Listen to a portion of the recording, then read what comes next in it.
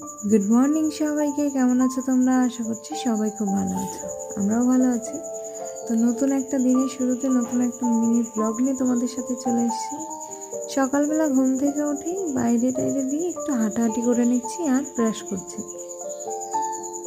Brush করা হয়ে গেলে তারপরে গেছিলাম মুখ ধুতে। মুখ টুক ধুয়ে এসে ঘরটাকে একটু ক্লিন করলাম আর বিছানাটা একটু গুছিয়ে নিলাম। তারপরে খাওয়া দাওয়া করে নিয়েছিলাম।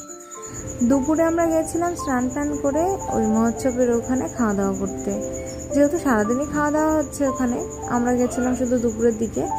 আর তারপরে দেখো যে খাওয়া দাওয়া দিয়েছে আমাদের খাবার। খাওয়া দাওয়া হয়ে গেলে আমরা বেরিয়ে এসেছিলাম ওখান থেকে।